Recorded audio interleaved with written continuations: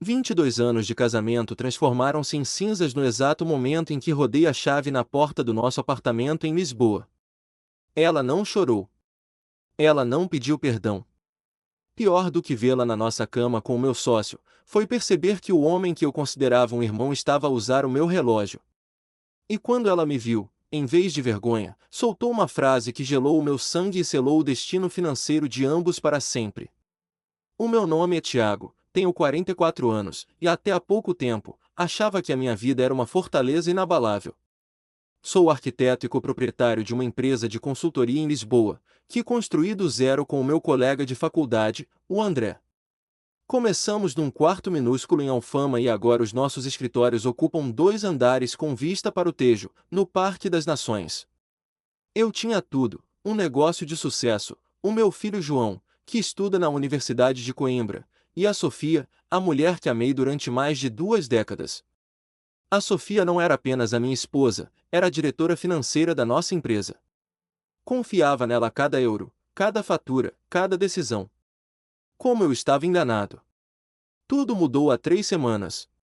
Tínhamos acabado de fechar um contrato enorme para a renovação de um hotel no Porto com o André. Ele insistiu para ficarmos lá à noite e celebrarmos, mas recusei. Queria voltar para Lisboa para fazer uma surpresa a Sofia. No bolso do meu casaco estava uma caixa de veludo com um colar antigo da minha avó, que mandei restaurar especialmente para o nosso aniversário. Imaginava o sorriso dela, aquele brilho nos olhos que sempre me fazia sentir um herói. Cheguei à nossa casa na estrela quando o sol já se punha. A casa estava silenciosa. Demasiado silenciosa. O carro da Sofia estava na garagem, mas as luzes estavam apagadas. Abri a porta da entrada devagar, tentando não fazer barulho para que a surpresa resultasse. Tirei os sapatos e ia chamá-la quando ouvi vozes a vir do quarto no andar de cima. A princípio pensei que ela estivesse a ver televisão ou ao telemóvel. Mas, ao subir as escadas, distingui as palavras e elas fizeram-me congelar. Era a voz do André. Ele não estava apenas lá. Eles riam-se. E não era apenas um riso de amantes. Ouvi o André dizer, num tom de escárnio, que eu era demasiado ingênuo e que, assim que me convencessem a vender a minha cota, poderiam finalmente viver como mereciam. A Sofia respondeu com uma gargalhada e concordou, chamando-me de velho tolo que não percebia nada. Naquele momento, o meu mundo não apenas estremeceu, desfez-se em 1000 pedaços. Eles não me traíam apenas fisicamente, planeavam expulsar-me do negócio que criei com as minhas próprias mãos. Empurrei a porta do quarto. A imagem que vi ficará gravada na minha memória para sempre. A Sofia e o André. O meu melhor amigo e a minha mulher. Na nossa cama. Eles paralisaram. O André começou a procurar as roupas atrapalhadamente, gaguejando coisas sem nexo. Mas a reação da Sofia foi o que mais me chocou. Nos olhos dela não havia nenhuma gota de arrependimento ou vergonha. Olhou para mim com irritação, como se eu tivesse interrompido a sua aula de yoga. Puxou o lençol e disse friamente que eu tinha chegado cedo demais. Enquanto eu estava ali parado, incapaz de dizer uma palavra, apertando a caixa do colar no bolso, ela apenas revirou os olhos e disse para eu não fazer um drama, porque foi só uma vez e eu tinha de ultrapassar isso. Só uma vez? Ultrapassar isto? Olhei para o André, que tentava justificar-se, e reparei numa pilha de documentos na mesa de cabeceira, eram rascunhos do acordo de venda das minhas ações. Aquilo não foi um erro espontâneo. Foi uma conspiração a sangue frio. Não gritei. Não parti nada. Senti algo desligar-se dentro de mim. A raiva quente transformou-se numa calma gélida. Virei as costas e saí, sem dizer uma única palavra. Entrei no carro, conduzi alguns quarteirões e parei. As minhas mãos tremiam, mas a minha mente funcionava com a precisão de um relógio. Peguei no telemóvel. A primeira coisa que fiz foi entrar na aplicação do nosso banco. Eu era o titular principal da conta. Em 3 minutos, transferi exatamente metade das nossas poupanças, 62 mil euros, para a minha conta pessoal, a qual ela não tinha acesso. Deixei a outra metade para que o tribunal não me acusasse de a deixar sem meios de subsistência. Mas isto era apenas o começo. Mudei as palavras-passe de todos os portfólios de investimento e bloqueei o acesso dela aos cartões de crédito adicionais que estavam em meu nome. Enquanto fazia, recebi uma notificação do banco. A Sofia tentou levantar 5.000 euros na caixa multibanco perto da nossa casa. Operação recusada. Ela agiu rápido, mas eu fui mais rápido. Percebi que ela não era apenas uma traidora, era uma inimiga. E eu ia destruí-la financeiramente antes que ela conseguisse fazer o mesmo comigo. Liguei ao meu velho amigo Nuno, que vivia em Almada. Ele era o único em quem podia confiar naquele momento. Quando Nuno atendeu, perguntei apenas se podia ir ter com ele. Ele ouviu a minha voz e não fez nenhuma pergunta desnecessária, apenas disse que a porta estava aberta. Enquanto conduzia pela ponte 25 de abril, olhando para as luzes de Lisboa, percebi que o velho Tiago já não existia. O homem que atravessava aquela ponte tinha apenas um objetivo: proteger o que restava e fazê-los pagar por cada mentira. Mas eu nem sequer suspeitava que a verdadeira dimensão da traição deles era muito mais profunda do que eu podia imaginar, e que o telefonema que receberia na manhã seguinte mudaria tudo. Acordei no quarto de hóspedes do Nuno com a luz forte da manhã a bater na janela, mas dentro de mim persistia uma escuridão densa. Por um breve segundo, antes de a memória regressar, senti-me normal. Depois, a realidade do que tinha visto na noite anterior caiu sobre mim como uma placa de betão. Peguei no telemóvel, que tinha deixado em silêncio. O ecrã iluminou-se com uma lista interminável de notificações. 47 chamadas não atendidas. 32 mensagens. A maioria era da Sofia, alternando entre a raiva, o pânico e tentativas patéticas de manipulação emocional. Havia mensagens a acusar-me de abuso financeiro por ter bloqueado as contas, seguidas de outras a implorar para que eu voltasse a casa e pensasse na nossa família. O André também tinha tentado ligar, deixando mensagens de voz que apaguei sem ouvir. A audácia dele em tentar contactar-me depois do que fez era repugnante. No meio daquele dilúvio digital, uma mensagem destacou-se. Era da Lúcia, uma das amigas mais antigas da Sofia, alguém que conhecíamos desde os tempos da faculdade.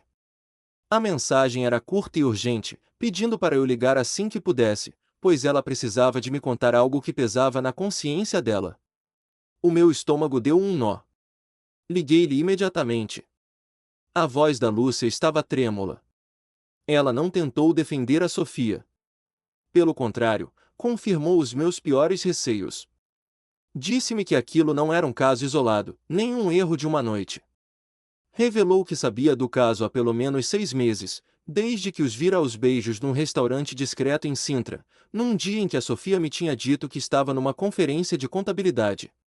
A Lúcia confessou que tinha confrontado a Sofia na altura, mas a minha esposa garantirá que ia terminar tudo. Obviamente, mentiu a todos. Agradeci a Lúcia pela honestidade tardia e desliguei. 6 meses. Meio ano de mentiras. Cada viagem de negócios, cada reunião até tarde, cada jantar de equipa, tudo era uma fachada. Senti uma nova onda de fúria, mas desta vez, canalizei-a para a ação. Levantei-me, lavei a cara com água gelada e pedi ao Nuno um café forte. Sentei-me à mesa da cozinha dele, abri o meu portátil e decidi que, se eles queriam jogar sujo, eu ia jogar para ganhar. A Sofia podia ser a diretora financeira, mas eu tinha construído a infraestrutura tecnológica da empresa. Eu tinha acesso de administrador a tudo. Comecei a vasculhar os e-mails e os registros digitais, não à procura de provas de amor, mas de provas de crime. A Sofia tinha se tornado descuidada, arrogante na sua certeza de que eu era um marido cego e apaixonado. Encontrei a conta de iCloud dela ligada ao portátil da empresa. O que descobri lá foi pior do que qualquer traição conjugal. Havia fotografias de faturas de hotéis de luxo no Algarve e no Douro, pagas com o cartão de crédito corporativo da nossa firma. Classificadas nos relatórios de contas como despesas de representação com clientes. Mas os nomes nos recibos eram apenas os deles. Eles estavam a financiar o seu romance com o dinheiro que eu suava para ganhar. Mas o verdadeiro choque veio quando cruzei os dados bancários da empresa com os movimentos do André. Como arquiteto, fui treinado para ver padrões onde outros veem caos. Notei uma série de levantamentos de dinheiro em numerário, sempre em quantias logo abaixo do limite que exigiria justificação imediata. Segui o rastro digital dessas datas. Coincidiam perfeitamente com as noites em que o André dizia estar em networking. A geolocalização do telemóvel da empresa, que ele estupidamente nunca desativava, contava a verdadeira história. Ele não estava em reuniões. Ele estava no cassino do Estoril. E não estava apenas a visitar, as durações das estadias indicavam noites inteiras. Aprofundei a pesquisa e o padrão tornou-se aterrorizador. O André tinha um problema grave de jogo. Havia transferências para plataformas de apostas online camufladas como pagamentos a fornecedores de consultoria informática fantasma. E a Sofia, a minha esposa, a guardiã das finanças, não só sabia como estava a encobrir tudo. Ela estava a falsificar balancetes mensais para esconder um buraco financeiro que, pelas minhas contas rápidas, já ascendia a mais de 80 mil euros. Eles não estavam apenas a planear vender a minha parte da empresa por ganância, eles precisavam desesperadamente de liquidez para cobrir o desfalque antes da auditoria anual obrigatória. O plano deles tornou-se cristalino. Iam forçar-me a sair, usar o dinheiro da venda das minhas próprias ações para tapar o buraco que criaram, e ficar com a empresa limpa. Eu era o alvo de um golpe corporativo executado pelas duas pessoas em quem mais confiava no mundo. O sentimento de perda transformou-se em algo frio e afiado. Isto já não era um divórcio, era uma investigação criminal. Guardei cada ficheiro, cada extrato bancário, cada fotografia incriminatória num disco externo e numa nuvem segura. Eu tinha a arma do crime e as impressões digitais deles por todo o lado. Enquanto revia os documentos, encontrei uma última peça de crueldade que quase me fez perder a compostura. Uma fatura digital de uma casa de penhores na Baixa. A data era de há 2 semanas. A descrição do artigo: relógio Patek Philippe, ouro, vintage. O relógio que o meu pai me tinha deixado. Eu nem tinha dado pela falta dele, pois guardava-o no cofre para ocasiões especiais. A Sofia tinha roubado a única recordação física que eu tinha do meu pai para, presumivelmente, pagar mais uma dívida de jogo do amante. Aquele foi o ponto de não retorno. Naquele momento, qualquer réstia de compaixão que eu pudesse ter por ela evaporou-se. Fechei o portátil com força. O Nuno entrou na cozinha e olhou para mim. Ele deve ter visto a mudança no meu rosto. Por que não me ofereceu consolo? Apenas perguntou o que eu ia fazer a seguir. Respondi que ia fazer uma chamada. Não para a Sofia, nem para o André. Havia mais uma vítima nesta história sórdida, alguém que estava tão cega quanto eu estive. A mulher do André, a Inês. Eu sabia que a Inês estava grávida de 7 meses do primeiro filho deles. Hesitei por um momento, com o telemóvel na mão. Seria cruel destruir o mundo de uma mulher grávida? Mas então lembrei-me do desfalque, das mentiras, do meu relógio penhorado e do facto de que o marido dela estava a roubar o futuro da própria criança para alimentar o vício do jogo. Ela merecia saber a verdade. Ela precisava de se proteger, tal como eu estava a fazer. Respirei fundo, procurando a coragem necessária para ser o portador do caos, e disquei o número dela. O telefone tocou 3 vezes antes de ela atender com uma voz doce e despreocupada, sem saber que a sua vida estava prestes a implodir. Eu ia dar-lhe as munições, e juntos, íamos derrubar o castelo de cartas que a Sofia e o André tinham construído. Aquele telefonema para Inês foi, sem dúvida, o ato mais difícil da minha vida. Quando a voz dela, doce e inocente, atendeu do outro lado, senti-me como um carrasco prestes a baixar o machado. Não lhe contei tudo pelo telefone, a gravidade da situação exigia olhos nos olhos. Marquei um encontro num café tranquilo em Belém. Longe dos círculos sociais que partilhávamos, um local onde ela pudesse sentir a brisa do tejo caso o ar lhe faltasse. Quando cheguei, ela já lá estava, com as mãos protetoramente sobre a barriga de 7 meses, a olhar para o rio. Parecia frágil, mas eu estava prestes a descobrir que a Inês possuía uma força titânica que nem o marido dela conhecia. Sentei-me e, sem rodeios desnecessários, mas com toda a delicadeza que consegui reunir, entreguei-lhe o envelope. Não comecei pela traição amorosa. Comecei pelos números. Mostrei-lhe os levantamentos, as dívidas de jogo, o dinheiro que deveria ser para o futuro da filha deles e que agora estava nas mesas do cassino do Estoril. Vi a cor a drenar do rosto dela, transformando-a numa estátua de mármore. Só depois, quando ela já tinha processado o roubo financeiro, é que lhe mostrei as provas da infidelidade, as faturas dos hotéis, as datas, a cumplicidade sórdida com a Sofia. Ela não chorou. Houve um momento de silêncio absoluto, onde o único som era o tilintar das chávenas nas mesas vizinhas. Depois, a Inês olhou para mim e os olhos dela não tinham lágrimas, tinham fogo. Ela contou-me, com uma voz gélida, que o André andava a pressioná-la há semanas para ela assinar uma procuração que lhe daria acesso a uma herança de família que ela tinha recebido. Ele dizia que era para um investimento seguro. Agora, ela sabia que era para cobrir o buraco que ele tinha cavado na empresa antes que eu ou os auditores descobríssemos. A traição deles não era passional, era predatória. Foi então que a Inês se tornou a minha maior aliada. Ela disse-me que o André tinha um cofre em casa, no escritório, onde guardava papéis importantes. Ela sabia o código porque eu tinha visto digitar uma vez através do reflexo da janela. Ela não hesitou. Fomos juntos até a casa deles. Enquanto ela vigiava a porta, eu abri o cofre. O que encontrei lá selou o destino deles.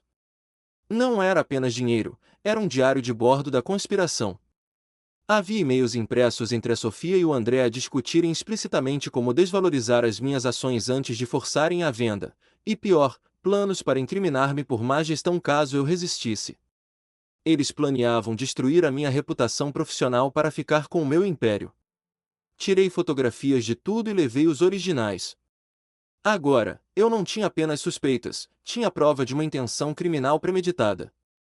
Na manhã seguinte, vesti o meu melhor fato. Não o fato de um homem destroçado, mas a armadura de um CEO que vai para a guerra. Dirigi-me ao edifício da empresa no Parque das Nações. O segurança cumprimentou-me como sempre, sem saber que o edifício estava prestes a ser o palco de uma execução corporativa. Não fui para o meu gabinete. Fui diretamente para o andar da administração executiva, para o gabinete do Dr. Menezes, o presidente do nosso conselho de administração e o principal investidor externo da empresa. O Dr. Menezes, um homem austero e de princípios rígidos, recebeu-me com surpresa. Sem dizer uma palavra, coloquei o dossiê do fim na secretária dele de mogno. Durante 20 minutos, o único som na sala foi o virar das páginas e a respiração cada vez mais pesada do presidente.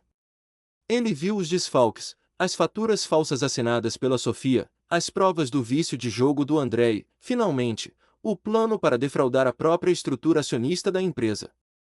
Quando levantou os olhos, a expressão dele era terrível. Ele não estava apenas zangado, estava ofendido pela audácia do roubo. Ele pediu à secretária para convocar o André e a Sofia imediatamente para a sala de reuniões principal. Eu fiquei lá, sentado à direita dele, à espera. Quando eles entraram, traziam aquele ar de arrogância casual. A Sofia trazia um café na mão e o André vinha rir de alguma coisa no telemóvel. Quando me viram sentado ao lado do presidente, o riso morreu.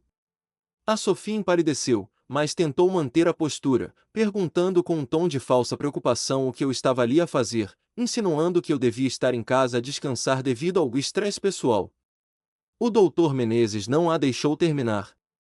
Com uma voz que ecoou pela sala como um trovão, ele atirou as cópias das faturas de jogo e dos hotéis para o centro da mesa. Perguntou-lhe se eles achavam que a empresa era o seu porquinho mealheiro pessoal. O André tentou gaguejar, tentou dizer que eram despesas legítimas, que haviam mal-entendido, mas o Dr. Menezes cortou-o, citando os valores exatos e as datas que coincidiam com os registros do cassino que a minha investigação tinha descoberto. A Sofia, percebendo que o barco estava a afundar, tentou a sua última cartada vil. Olhou para mim e disse ao conselho que eu estava instável emocionalmente, que eu estava a inventar tudo aquilo por ciúmes de uma suposta traição e que eu estava a tentar prejudicar a empresa. Foi o erro fatal dela. Com calma, retirei da pasta o documento que tinha encontrado no cofre do André, o plano detalhado para me incriminar. Li em voz alta o parágrafo onde a Sofia sugeria falsificar a minha assinatura em contratos ruinosos. O silêncio que se seguiu foi absoluto. A máscara caiu. Já não eram executivos de topo, Eram dois criminosos apanhados em flagrante. O André caiu na cadeira, com as mãos na cabeça, enquanto a Sofia olhava para o vazio, percebendo que o jogo tinha acabado. Mas o golpe final ainda estava por vir. O Dr. Menezes informou-os de que a segurança já tinha sido notificada para os escoltar para fora do edifício, mas que eles não sairiam sozinhos. Devido à natureza e ao montante do roubo, que configurava crime de abuso de confiança e falsificação de documentos, a polícia judiciária estava a caminho. Vi o terror genuíno nos olhos da Sofia pela primeira vez. Ela olhou para mim, talvez à procura daquele marido que sempre perdoava tudo, aquele que a protegia do mundo. Mas esse homem tinha morrido na mesma tarde em que ela decidiu levar o meu melhor amigo para nossa cama. O homem que estava à frente dela agora era apenas o acionista maioritário que tinha acabado de salvar a sua empresa de dois parasitas. Levantei-me, ajeitei o casaco e saí da sala de reuniões sem olhar para trás, enquanto os elevadores se abriam para deixar entrar os inspetores da polícia. O clímax da vingança não foi um grito, foi o som silencioso da justiça a ser servida. Ver a Sofia e o André a serem escoltados para fora do edifício por inspetores da polícia judiciária não me trouxe a alegria eufórica que eu imaginava. O que senti foi um vazio profundo, uma espécie de exaustão da alma, misturada com o alívio de quem finalmente vê um tumor a ser removido. O escritório, normalmente um colmeia de atividade, caiu num silêncio sepulcral. Dezenas de funcionários, pessoas que trabalhavam conosco há anos, observavam através das paredes de vidro. Não havia sussurros, apenas o choque coletivo de ver os seus chefes a cair em desgraça pública. A Sofia não olhou para ninguém, mantinha os olhos fixos no chão, a postura altiva completamente quebrada. O André parecia um homem condenado à forca, pálido e a suar, consciente de que a sua carreira, a sua reputação e a sua liberdade tinham acabado de evaporar. As semanas que se seguiram foram um turbilhão de advogados, auditores forenses e reuniões de crise. A empresa sangrava, mas eu estanquei a ferida. Assumi o controle total, trabalhando 18 horas por dia para tranquilizar clientes e investidores.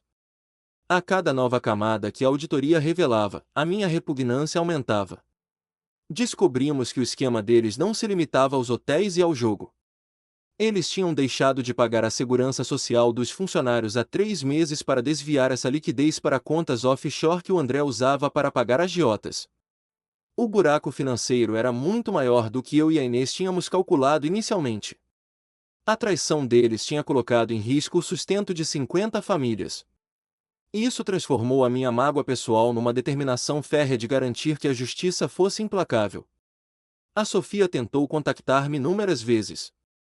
Primeiro através de mensagens a pedir clemência, depois através da irmã, e finalmente, quando percebeu que eu tinha bloqueado todas as vias, apareceu à porta do escritório do meu advogado. Eu recusei vê-la. Deixei que o meu representante legal lhe entregasse a papelada do divórcio e a notificação de despejo. Como a casa estava apenas em meu nome, uma precaução que o meu pai me aconselhara tomar antes de morrer e que eu, por sorte ou destino, tinha seguido, e como o nosso casamento tinha sido em regime de separação de bens, ela não tinha direito a nada. Mais do que isso, devido às provas criminais de gestão danosa e roubo, os advogados informaram-na de que qualquer tentativa de pedir pensão de alimentos seria ridicularizada em tribunal.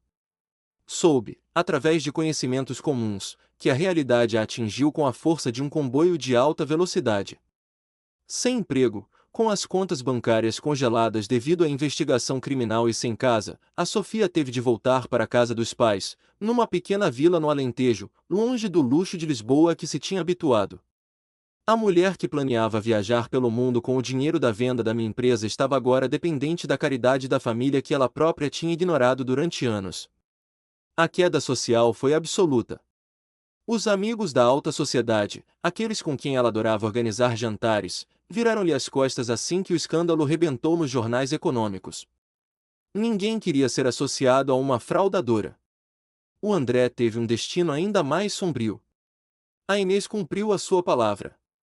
No mesmo dia em que ele foi detido para interrogatório, ela mudou as fechaduras da casa e colocou as malas dele na rua. Quando ele foi libertado sob fiança, encontrou-se sem teto e, pior, sem a proteção da família da Inês, que era influente. Os credores de jogo, gente perigosa com quem ele se tinha envolvido, não queriam saber dos problemas legais dele, queriam o dinheiro. Soube que ele teve de vender o carro desportivo, o apartamento de solteiro que ainda mantinha e tudo o que tinha de valor para evitar consequências físicas. Além disso, a Ordem dos Arquitetos abriu um processo disciplinar para lhe retirar a licença. Ele não só perdeu o passado, como destruiu qualquer hipótese de futuro profissional.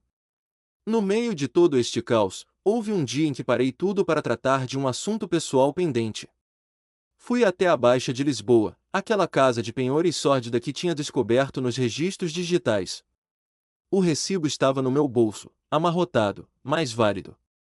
O dono da loja, um homem desconfiado atrás de um vidro blindado, olhou para mim e depois para o papel.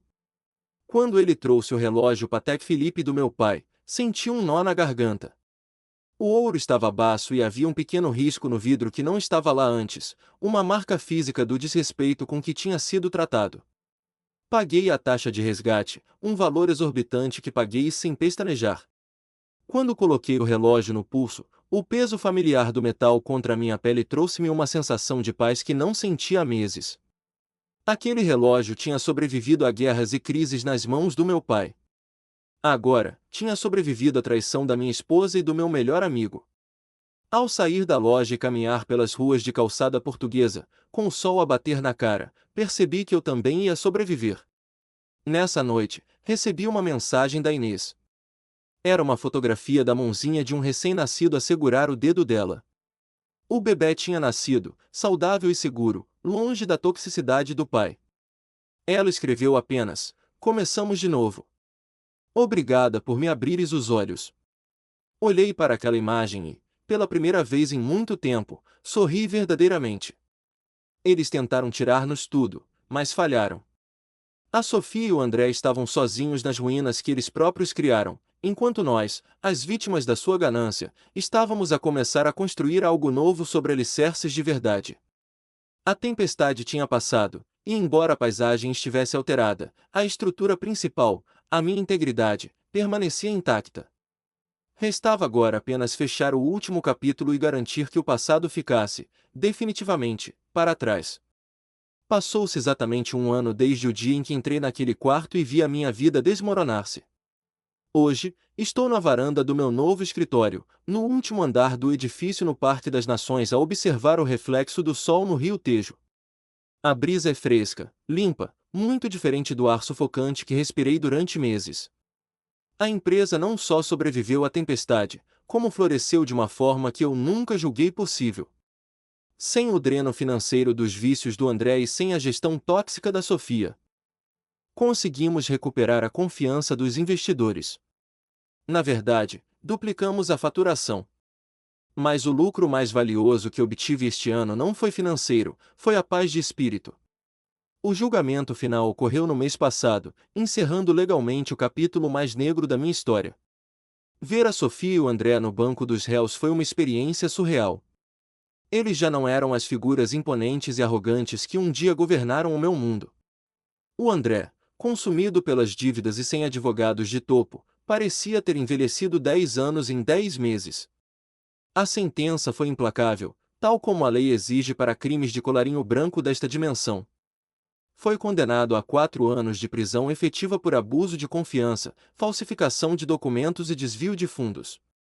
A justiça portuguesa pode ser lenta, mas quando chega, tem peso. Viu ser algemado na sala de tribunal, e a única coisa que senti foi a indiferença de quem vê um estranho a pagar por um erro estúpido. A Sofia teve um destino diferente, mas talvez mais cruel na sua ironia. Conseguiu escapar à prisão efetiva, recebendo uma pena suspensa e uma multa indenizatória de 150 mil euros a pagar à empresa. Mas o verdadeiro castigo dela não foi ditado pelo juiz. Com o cadastro criminal manchado por fraude financeira, a carreira dela acabou. Nenhuma empresa, grande ou pequena, contrataria uma diretora financeira condenada por roubar o próprio marido e sócios. Soube recentemente, através de um conhecido comum, que ela está a trabalhar numa caixa de supermercado nos arredores de Sintra, a viver num quarto alugado, longe do luxo que tanto idolatrava. Ela perdeu o estatuto, os amigos e a dignidade. Às vezes, a vida encarrega-se de nos dar exatamente aquilo que plantamos. Quanto a Inês, ela provou ser uma mulher extraordinária. Após o nascimento da filha, a pequena Clara, ela usou a herança que conseguiu proteger do André para abrir o seu próprio negócio de design de interiores. Tornamo-nos grandes amigos, unidos pelas cicatrizes da mesma batalha. Almoçamos juntos uma vez por mês, não para falar do passado, mas para celebrar o futuro. Ela está feliz, e a Clara vai crescer a saber que a mãe foi forte o suficiente para lutar pela verdade. O André não tem direito a visitas até cumprir a pena e provar reabilitação, algo que duvido que aconteça tão cedo. A minha relação com o meu filho, o João, também se transformou. Ele amadureceu muito com tudo isto. Deixou de ser apenas o estudante universitário despreocupado para se tornar o meu maior apoio moral. Ele viu o pai cair e levantar-se, e acredito que isso lhe ensinou mais sobre integridade do que qualquer lição que eu lhe pudesse ter dado com palavras. No verão passado, fizemos aquela viagem ao Japão que eu e a Sofia tínhamos planeado durante anos, mas que nunca acontecia porque ela estava sempre demasiado ocupada com o André. Foi a melhor viagem da minha vida. E aquele colar?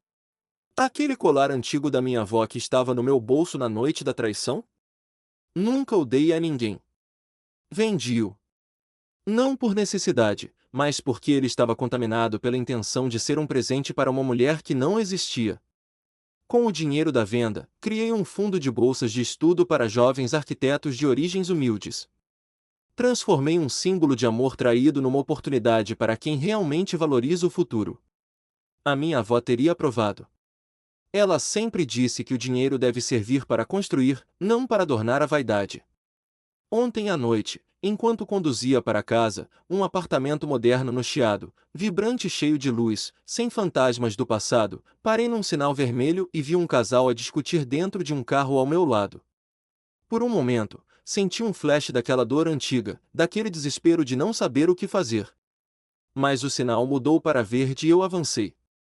Aprendi que a vingança não é gritar, não é destruir o carro do outro, nem fazer escândalos nas redes sociais. A vingança real, a única que satisfaz a alma, é viver bem. É ser feliz sem as pessoas que tentaram destruir-nos. É olhar para o relógio do meu pai no meu pulso, ver os segundos a passar e saber que cada um deles me pertence inteiramente. Eu não perdi 22 anos de vida. Eu ganhei o resto da minha vida. A traição foi o incêndio que queimou a madeira podre, permitindo que uma floresta nova e mais forte crescesse no seu lugar. O Tiago que sou hoje é mais cauteloso, sim, mas também é mais livre, mais autêntico e infinitamente mais forte.